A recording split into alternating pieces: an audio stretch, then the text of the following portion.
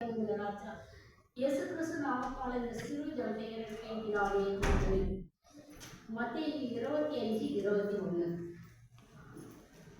அது உங்களுக்கு தெரிஞ்ச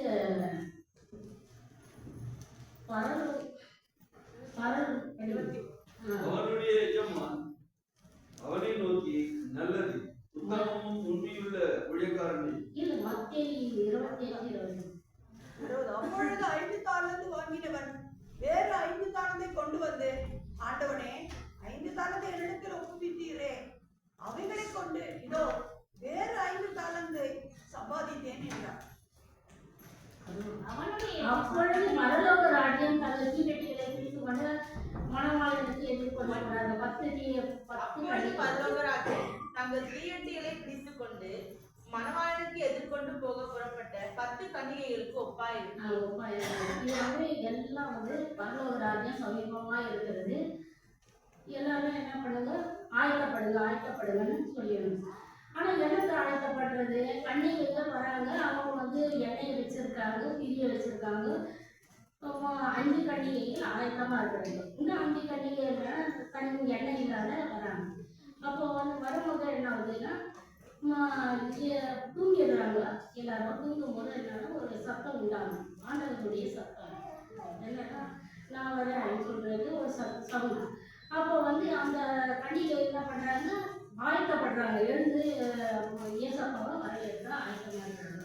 அப்போ வந்து இந்த கன்னிகைங்க வந்து என்ன சொல்றாங்க, எண்ணெய் இல்லாதவங்க, எனக்கு எண்ணெய் கொஞ்சம் எண்ணெய் கொடுங்கன்னு அந்த ஆயத்தமா உள்ள கன்னிகை கிட்ட கேட்குறாங்க. அவங்க என்ன சொல்றாங்க, எங்களுக்கு எண்ணெய் தேவைப்படுது, நீங்க வேணும்னா விற்பவரிடத்துல போய் வாங்கி கொள்ளுங்கள் அப்படின்னு சொல்றாங்க. அப்போ அவங்க என்ன பண்றாங்க, எண்ணெய் வாங்க போயிடுறாங்க. அப்போ வந்து ஏசப்பா வராது. அப்போ என்ன பண்றாங்க, இவங்க ஆயத்தம் உள்ளவங்க உள்ள போறாங்க. அப்போ அது சாப்பிடப்படுது. அப்போ நோவா காலத்துல வந்து ஏழை வந்து சாப்பிடப்படுது. எப்படின்னா ஆண்டவர் சொல்றாரு, வரவங்கெல்லாம் நீ சொல்லு, வந்தா அந்த டைம்ல வரட்ட உள்ள வரலையா விட்டுடு சொல்லி ஆண்டவர் வந்து உணர்த்துறாரு. இவரும் வந்து எல்லாரும் வாங்க, மழை வரப்போகுது, உலக அழிய போகுது, இந்த சொல்றாரு. ஆனா வந்து யாருமே அதை வந்து எடுத்துக்காங்க. என்னன்னா முன் குடும்பத்தை வந்து முன் குடும்பத்தையும் ஆடு மாடு ஜலத்தையும் வந்து எடுத்து வைப்போம். வந்து பேழைக்குள்ள போறாங்க, கதவு சாத்தப்படுது. அதே மாதிரி தான் நம்ம வந்து ஆதியாகமம் 1:27 தேவன் தம்முடைய சாயலாக மனுஷனை சிருஷ்டித்தார், அவனை தேவ சாயலாகவே சிருஷ்டித்தார், ஆணும் பெண்ணுமாக அவர்களை சிருஷ்டித்தார். தேவன் தம்முடைய சாயலாக மனுஷனை சிருஷ்டித்தார். ஏன்னா அவர் அன்பானவர், அதனால தேவ சாயலாகவே சிருஷ்டித்தார். அவனை தேவ சாயலாக சிருஷ்டித்து அதுக்கப்புறம் என்ன பண்றாரு, ஆணும் பெண்ணுமாக அவர்களை சிருஷ்டித்தார். அதுக்கப்புறம் பிரிச்சிடுறாரு. ஃபர்ஸ்ட் சிங்குலரா அவர் சாயலாகவே சிருஷ்டிக்கிறாரு. அதுக்கப்புறம் என்ன பண்ணிடுறாரு, ஆணும் பெண்ணுமாக சிருஷ்டிக்கும் போது அவர்களை பிரித்து விடுகிறார். ஆதியாகமம் 2:7 மனுஷனை பூமியின் மண்ணினாலே உருவாக்கி ஜீவ சுவாசத்தை அவன் நாசியிலே ஊதினார், மனுஷன் ஜீவாத்மாவானான். தேவனாகிய கர்த்தர் மனுஷனை பூமியிலேயே மண்ணினால உருவாக்கினார். எதனால? மண்ணினால தான் உருவாக்கினார். ஜீவ சுவாசத்தை அவர் நாசியிலேயே ஊதினார், மனுஷன் ஜீவாத்மானான். எப்படின்னா இப்போ வந்து மனுஷனை எப்படி உருவாக்கி இருக்கிறார் ஆண்டவர், அழகா அவர் சாயலாக உருவாக்கி இருக்கிறாரு. மற்றதெல்லாம் வந்து நம்மளுக்கு மேலோட்டமா இருக்கும். ஆனா வந்து இருதயம் அது ரொம்ப பாதுகாப்பா மென்மையானது, ரொம்ப சாஃப்டானது இருதயம். அதனால அது வந்து உள்ள பாதுகாப்பா இருக்குது. அவருடைய சுவாசத்தை ஊதும்போது அது என்ன சுவாசமா இருக்கு, பரிசுத்தமான சுவாசமாக தான் நம்ம உள்ள போடும். அப்போ பரிசுத்தமான சுவாசத்துக்கு என்ன பண்றாரு, லங்ஸ் லிவரை ஹார்ட் வச்சிருக்காரு. அப்போ வந்து மண்ணீரல், கல்லீரல், அப்புறம் வந்து என்னது நுரையீரல் தான் அந்த காத்துங்களை என்ன பண்ணுது, நம்மளுக்கு சுத்தப்படுத்தி உள்ள அனுப்புது. அப்போ உள்ள சுத்தப்படுத்தி அனுப்புறதுக்காக ஆக்சிஜன், வெளியே அனுப்புற காத்து கார்பன் டை ஆக்சைடு. இப்போ அதுக்கு தகுந்த மாதிரி என்ன பண்ணியிருக்காரு, மரத்தையும் படைத்திருக்காரு.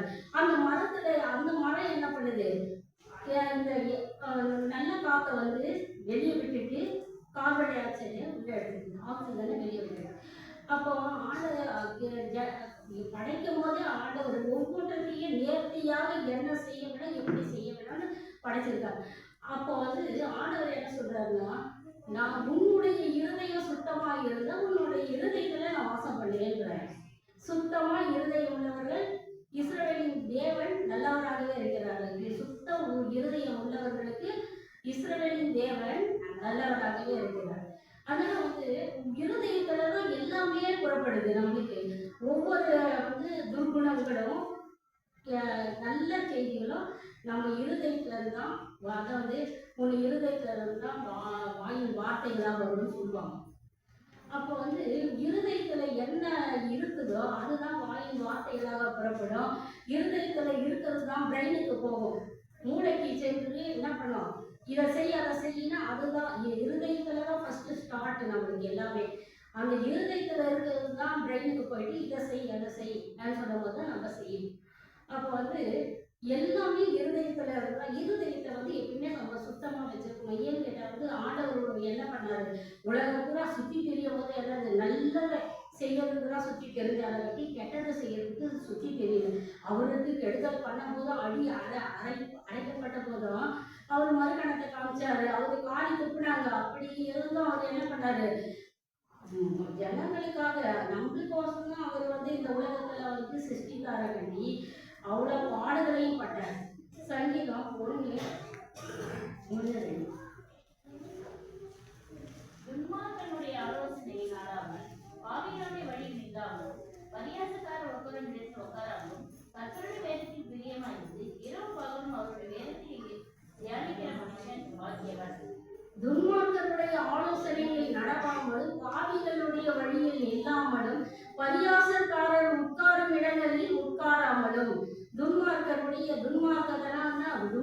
எப்பயுமே அவனுக்கு கேடுதான் நினைச்சிருக்கும். அவன் நல்ல எண்ணமே வராது, ஆலோசனையே அவனுக்கு கிடைக்காது. நடவாமலும் பாவிகளுடைய வழியிலும் எது வேணாலும் செய்ய துணிவாங்க பாவிகள்.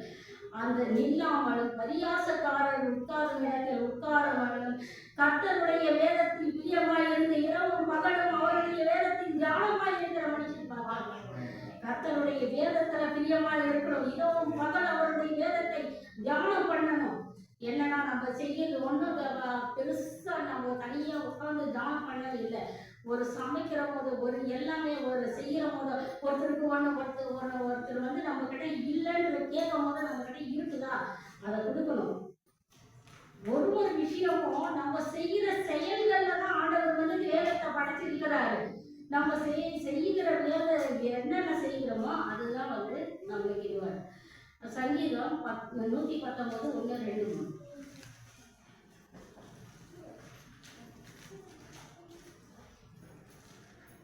கர்த்தருடைய வேதத்தின்படி நடக்கிற உத்தமமானதான் பாக்கியவான்.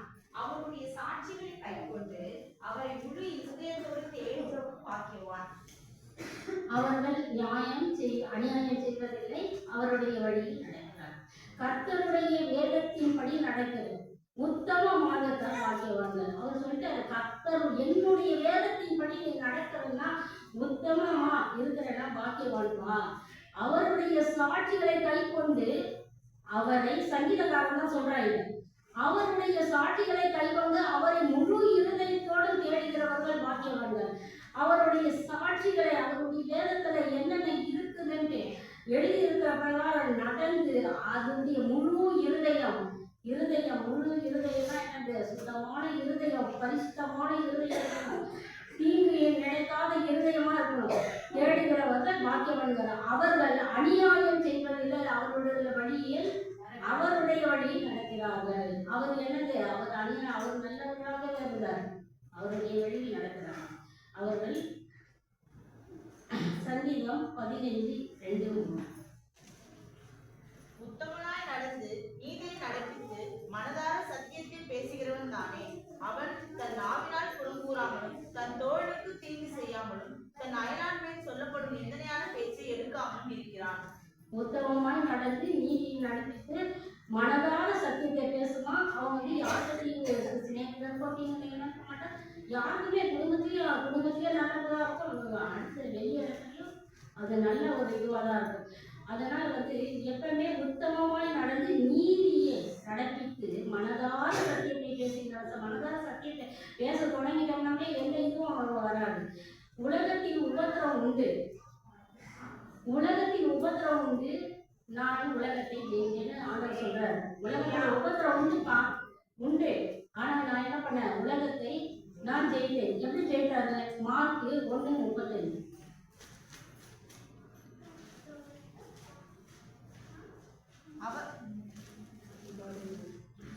அவர் அதிகாலையில் இருட்டோடு எழுந்து புறப்பட்டு வனாந்தரம் ஒரு இடத்துக்கு போய் அங்கே ஜெபம் பண்ணினார். எங்க போனாரு? அதிகாலையில எழுந்து. ஏன்னா வந்து அதிகாலையில தான் வந்து அமைதியா இருக்கும், ஒரு அமைதியான சூழ்நிலை இருக்கும். அந்த டைம்ல நம்மளுக்கு தூக்கமும் வரும், நல்லா தூங்கணும்னு இருக்கும். ஆனா அதெல்லாம் விட்டுட்டு அவர் என்ன பண்றாரு, அவருக்கு வந்து சோதனை வருதுன்னு தெரியுது. நம்மளுக்கு வந்து சோதனை இப்போ வந்து நம்ம வாழ்க்கையில என்ன வருது, நான் தீங்கு வரப்போகுதுன்னு தெரிஞ்சு அவர் என்ன பண்றாரு, அதிகாலை இருட்டோட எழுந்து புறப்பட்டு வனாந்திரம் ஒரு இடத்துக்கு போய் அங்கே ஜெபம் பண்ணினார். எப்படி பண்ணியிருப்பாரு? ஆண்டவரே எனக்கு வந்து அப்பா, அவங்க அப்பாவோட தேவன் கிட்ட தான் அவர் பண்ணியிருப்பாரு. எனக்கு இவ்வளவு சோதனை வரப்போகுதுப்பா, ஏன்னா மாம்சத்துல தான் அவருக்கு திறந்து இப்போ இருக்கிறார். அப்போ எனக்கு இவ்வளவு சோதனை வரப்போகுது அவருக்கு தெரியும். வரப்போகுது, அதை வந்து நான் வந்து என்ன பண்ணிட்டு ஜபத்தை கொண்டு ஜெயிக்கணும். அதே மாதிரி தான் நம்ம என்ன பண்ணோம், அதிகாலையில் எழுந்து ஜபம் பண்ணோம். ஏன்னா வந்து எழுந்து நம்ம குடும்பத்துக்காக, நாட்டுக்காக, அடுத்தவங்களுக்கு ஒரு கஷ்டப்படுறாங்கன்னா அந்த கஷ்டத்துக்காகவும் ஜபம் பண்ணணும். அப்படி பண்ணும்போது தான் வந்து ஆண்டவர் அந்த இருதயத்துல வாசம் பண்ணுவார். மார்க் 14:37-38. பின்பு அவர் வந்து அவர்கள் நித்திரை பண்ணுகிறதை கண்டு பேதுருவை நோக்கி, சீமோனே, நித்திரை பண்ணுகிறாய், 1 மணி நேரமாவது நீ விழித்திருக்க கூடாதா? நீங்கள் சோதனைக்கு உட்படுத்தாதபடிக்கு விழித்திருந்து ஜெபம் பண்ணுங்கள். ஆவி உற்சாகம் உள்ளதா, மாம்சமோ பலவீனம் உள்ளது என்றார். பின்பு அவர் வந்து எங்க ஜபம் பண்ணிட்டாரு, ஜபம் பண்ணிட்டு வருகிறார். பின்பு அவர் வந்து அவர்கள் நித்திரை பண்ணுகிறதை கண்டு பேதுருவை நோக்கி, சீமோனே, நித்திரை பண்ணுகிறாயா, 1 மணி நேரம் நீ விழித்திருக்க கூடாதா? அப்ப வந்து சீமோன் வந்து கூட இருக்கிறார், ஏசப்பா கூட இருக்கிறாரு. அப்ப வந்து ஏசப்பாவுக்கு ஒரு கஷ்டம் வருதுன்னு தெரியுது. அப்ப கொஞ்சம் ஒரு ஃபுல்லா தெரியலனாலும் ஏசப்பாவுக்கு ஃபுல்லா தெரியும், அவருக்கு வந்து கொஞ்சமா கூட தெரிய வாய்ப்பு. அப்போ என்ன பண்ணோம், விழித்திருந்து ஜபம் பண்ண கூடாதா? நம்ம கூட இருக்கிறவங்களுக்கு, நமக்குள்ள தான் சொல்றேன், எல்லாருக்குமே. ஏன்னா வந்து ஒருத்தர் கஷ்டத்துல இருக்காங்கன்னா அந்த கஷ்டத்தை பார்த்துட்டு நம்ம ஒண்ணு இருக்கக்கூடாது, விழித்திருந்து ஜபம் பண்ணணும். அந்த ஜபம் பண்ண ஆண்டவர் கேட்பாரு. ஏன்னா நம்மளுக்கு கோபப்படுறது, அடுத்தவங்களுக்கு வந்து ஜபம் பண்றது தன் சிறையிருப்பையும் மாற்றுவார். அதனால வந்து ஜபம் பண்ணணும். தூக்கம் விடுங்க, தூக்கத்தை வந்து தூக்கம் ஒரு பக்கம் தள்ளி விட்டுடணும். தூக்கத்தை உண்டு பண்ணாதான் சாப்பிடும். ஆனா வந்து அந்த சாத்தானை வந்து நம்ம திருத்தி விட்டுட்டு ஜபம் பண்ணணும். ஏன் கேட்டா வந்து விடிய காலையில நான் வந்து ஒருவனுடைய வீட்டை கட்டுகிறேன், அவன் கதவை திறந்தால் அவனோடு சென்று போஜனம் பண்ணுவேன். போஜனம்னா சாப்பாடும் சரி, ஆவிக்குரிய சாப்பாடும் சரி, எல்லாமே அதில் அடையுது. அதனால வந்து நீங்கள் சோதனைக்கு உட்படாத படிக்கு விழித்திருந்து ஜபம் பண்ணுங்கள். ஆவி உற்சாகம் உள்ளதுதான், மாமிசமோ பலவீனம் உள்ளது. மாம்சம் வந்து பலவீனம் உள்ளது, ஆவி வந்து உற்சாகம் உள்ளது. அதனால நீங்கள் உங்களுக்கு, அவருக்கு சீமோனுக்கு சொல்றாரு, நீங்கள் சோதனைக்கு உட்படாத. சீமோனுக்கு மட்டும் இல்லை, இது நம்மளுக்கு எல்லோருக்கும் தான். நீங்கள் சோதனைக்கு உட்படாத படிக்கு விழித்திருந்து ஜபம் பண்ணுங்கள். ஆவி உற்சாகம் உள்ளதுதான், மாமிசம் பலவீனம் உள்ளது. பலவீனம் உள்ளது, அதை என்ன பண்ணோம், ஆண்டவரே எனக்கு பலவீனமா இருக்குப்பா, இந்த பலவீனத்தை எடுத்து போடுங்க அப்படின்னு சொல்லிட்டு ஆண்டவர்கிட்ட ஜபம் பண்ணணும். ஜபம் பண்ணிட்டு பண்ணீங்கன்னா எல்லாமே தெரியும். அவர் மறுபடியும் போய் அந்த வார்த்தையே சொல்லி ஜபம் பண்ணினார். அந்த வார்த்தையை மறுபடியும் சொல்லி ஜபம் பண்ணார். நீதிமொழிகள் 24.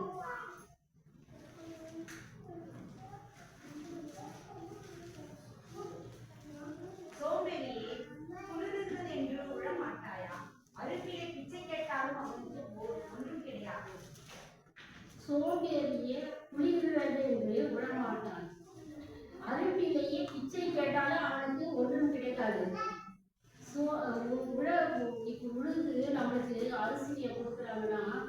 விடிய காலத்துல எல்லாம் போய் வீட்டு லேடிஸுங்கெல்லாம் வீட்டு வேலையெல்லாம் செய்துட்டு சமைச்சு வச்சுட்டு ஏதோ ஒன்று கட்டி எடுத்துன்னு அவங்க போயிடுவாங்க.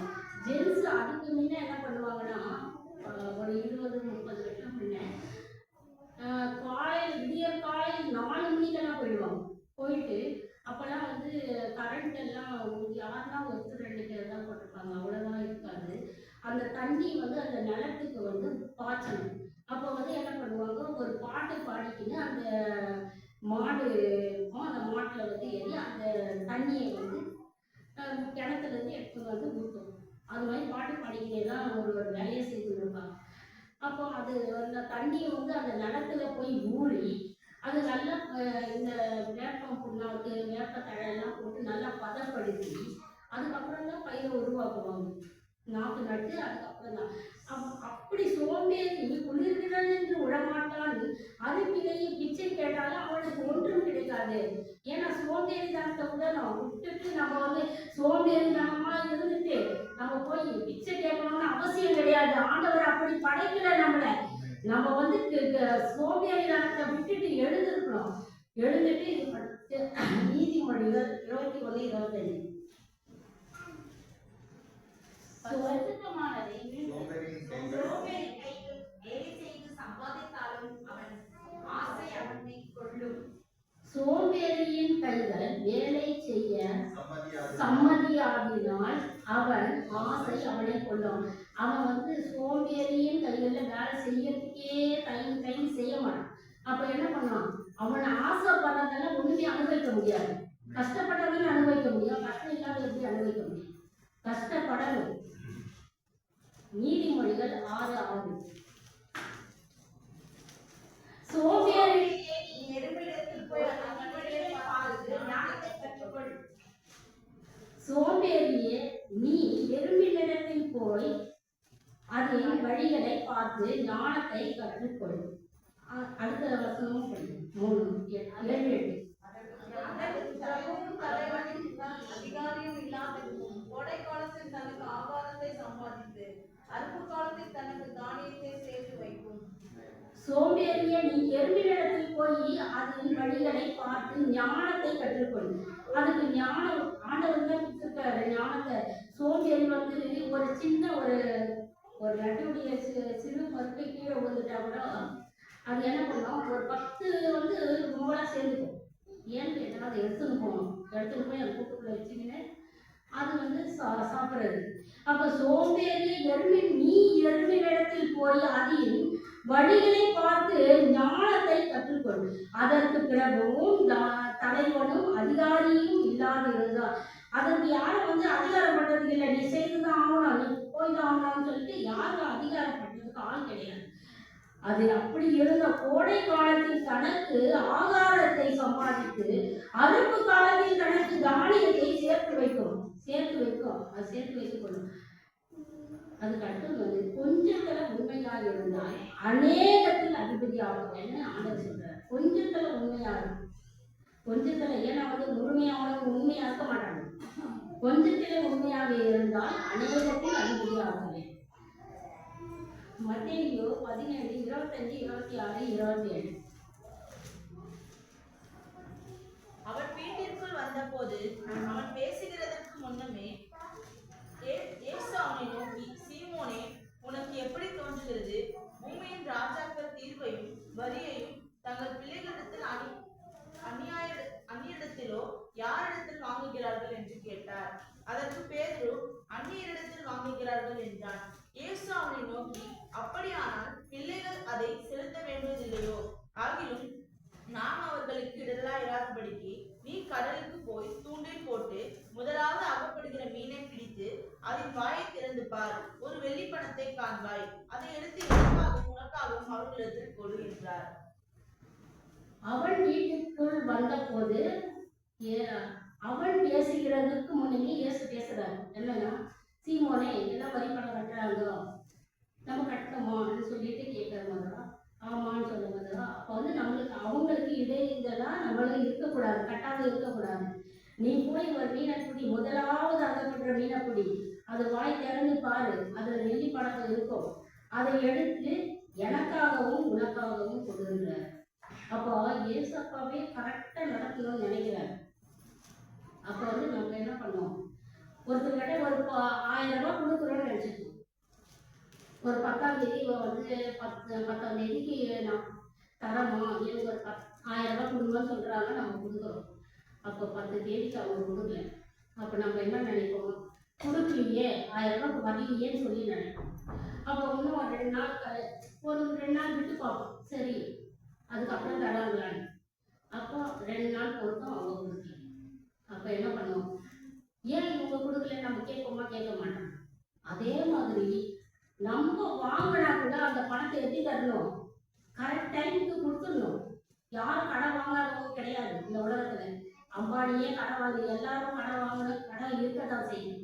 ஆனா வந்து வருகிற பணத்தை வந்து சோம்பேறி வந்து நம்ம வந்து வேலை செய்யணும், பணம் வருது நம்ம கையில.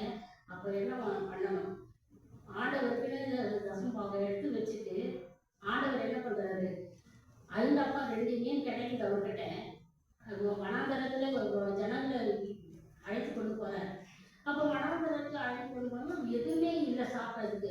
அப்போ சொல்றாங்க வந்தவங்கலாம், நம்ம வந்து இவங்களை வந்து அனுப்பி விடலாம், ஈவினிங் ஆயிடுச்சு, சாயந்தரம் டைம் ஆயிடுச்சு, அனுப்பி விடலாம். இல்லை அப்படி இல்லை, சாதம் அவங்களுக்கு உணவு கொடுத்து அனுப்பலாம் அப்படின்னு சொன்னாங்க. அப்போ உணவு இல்லையே, ரொம்ப தொலைவு போய் கேட்டணும்னு சொன்னோடனே, அப்படியா சரி இப்பொழுது என்ன இருக்குதுங்கன்னு சொன்னோன்னா 5 அப்பா 2 மீன். சரி அதை எடுத்துன்னு வாங்க சொல்லிட்டு அதை வாங்கி என்ன பண்ணுறாரு, ஒரு கட்டு உடனே கொடுத்துடல, ஆண்டவர்கிட்ட சோத்திரம் பண்ணுறாரு. வானத்தை நோக்கி அண்ணாந்து பார்த்து என்ன பண்ணுறாரு, சோத்திரம் பண்ணி நீங்கள் 50 பேரை உட்காந்து இதை பரிமாறுங்கன்னு சொல்கிறாரு. அப்போ வந்து எல்லாருக்கும் கொடுத்து வயிறு திருப்தியாக சாப்பிட்டுருப்பாங்க. சாப்பிட்டுட்டு மீதம் 12 குடைகளில் மீதம் எடுத்து வைக்கிறாங்க. அதனால வந்து எப்பவுமே நம்ம வர வருமானத்தை என்ன பண்ண, ஆண்டவரே உன் கரத்துல கொண்டு இதை வந்து ஞானமா நான் நடத்த, இந்த குடும்பத்தை நடத்த நீங்க எனக்கு கிருபை கொடுங்க ராஜா. நம்ம கேட்கறதெல்லாம் என்ன கேட்கிறோம், சபைக்கு வந்தோடனே கிருபை கொடுங்க, மகிமை கொடுங்க, எல்லாத்தையும் பணத்தை கொடுங்க, அதை கொடுங்க, இதை கொடுங்கன்னா நீ ஞானமா நடக்கலைன்னா என்ன நடக்கும், கடன் வாங்கி இது அடுத்தவங்க வீட்டில் ஒரு ஃப்ரிட்ஜி எதுவோ ஒன்று எதுனா வாங்குறாங்கன்னா அதுக்கு மேலே நம்ம வாங்கணும்னு நினைக்கக்கூடாது.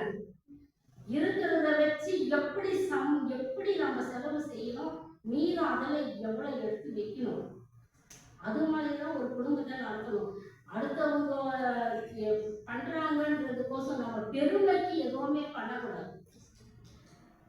நமக்கு ஆண்டவரே தெரியல ஞானத்தை கேட்டு அந்த பணத்தை எந்த ஆண்டவரே இது எந்த உபயோகத்துக்கு நேர்த்தியான உபயோகத்துக்கு நடத்தணும் ராஜா அப்படின்னு சொல்லிட்டு நீ ஜபம் பண்ணி அதை செலவு பண்ணி பாருங்க, ஆண்டவர் வந்து அது மீத எடுக்க செய்வார்.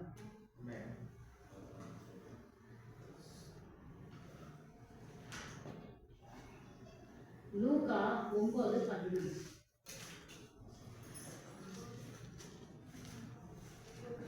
அதுதான் சொல்லி மார்க் 7:23.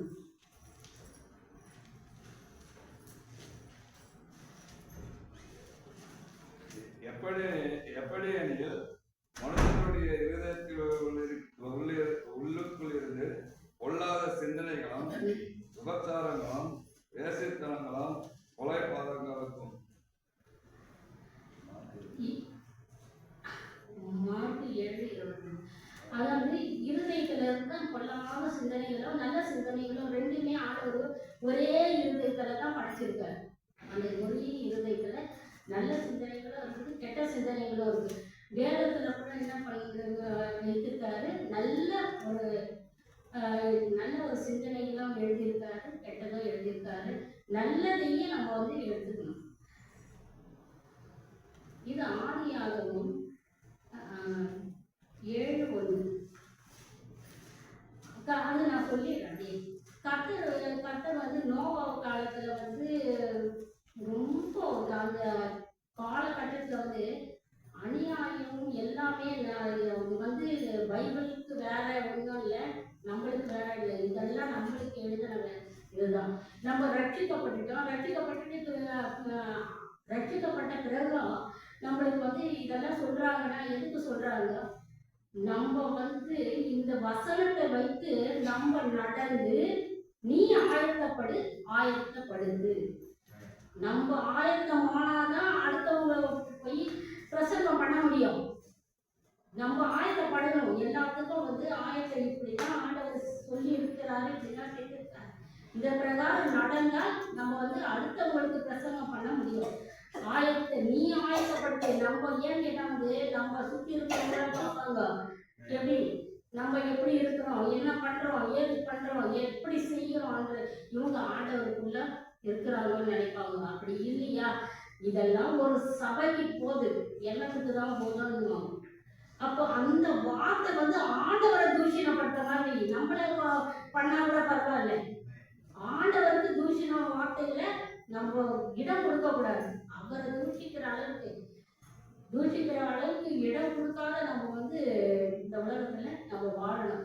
அது நோவா காலத்துல அழிவு உண்டாக்குனதும் இதனாலதான். நம்ம வந்து ஏதோ ஒரு சபைக்கு வரோம், எதுவோ சொல்றாங்க, எதுவோ நடக்குது, தீவெட்டிகளை பிடிக்கணும், ஆண்டவர் வருகிற காலம் சமீபமா இருக்குது என்றாங்க. என்ன சமீபமா இருக்குது, என்ன பண்ணணும், நம்ம நடக்கிறது வேதத்துல இருக்கிற மாதிரி நல்ல ஒழுக்கங்களை நடக்கும் பொழுது ஆண்டவர் வருகையில நம்மளை அழைத்து கொண்டு போவாத விட மாட்டார். ஏன் கேட்டா வந்து அவருக்கு ஏற்ற பிள்ளைகளா நம்ம நடக்கும் போது இந்த வேதம் வந்து சும்மா நோய் எல்லாம் வருது, கொரோனா வந்தது, எதுக்கு வந்தது?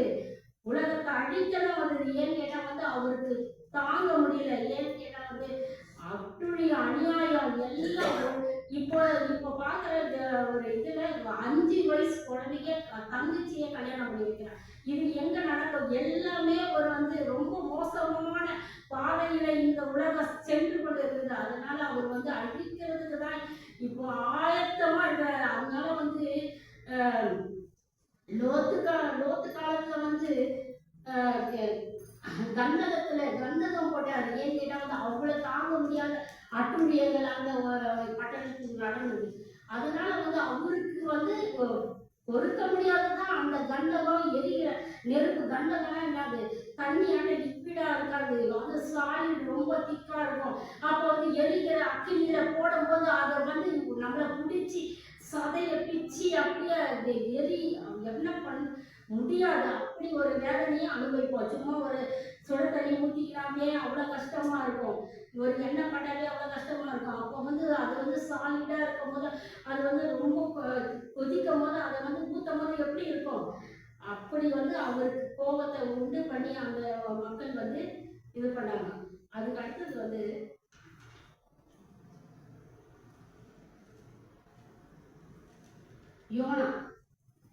யோனாவை பற்றி உங்களுக்கு தெரியும். அது வந்து யோனா வந்து அமிதாபியின் குமாரனாகிய யோனாவுக்கு கர்த்தர் வார்த்தை உண்டாக்கி அவர், நீ எழுந்து மகா நகரமாகிய நினிவேக்கு போ, அதற்கு அவர்களுடைய அக்கிரமம் என் சமூகத்தில் வந்து எட்டினது என்றார்.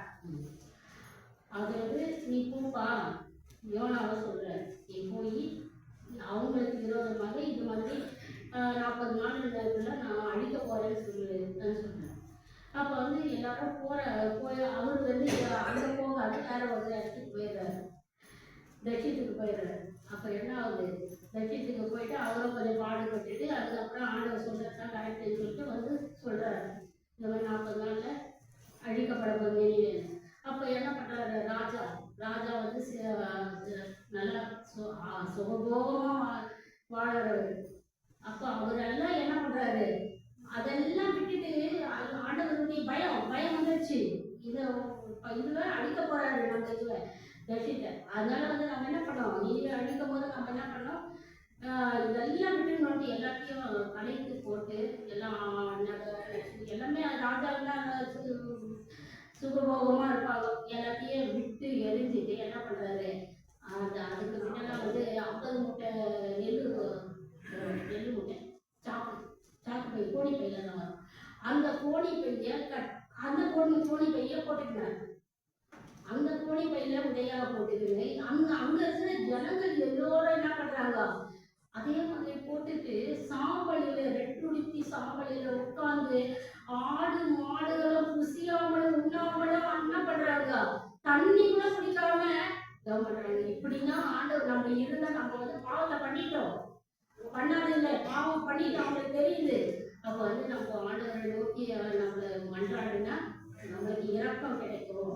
ஆண்டவர் கட்டில இருந்து இரக்கம் கிடைச்சு என்ன பண்ணுவாரு, இந்த பட்டணத்தை அழிக்காத நம்ம விட்டுருவாரு அப்படின்னு சொல்லிட்டு அவர் வந்து என்ன பண்றாங்க, எல்லாரும் அப்படி இருக்காங்க. ஆண்டவரை மனம் இறங்கி அந்த பட்டணத்தை அழிக்க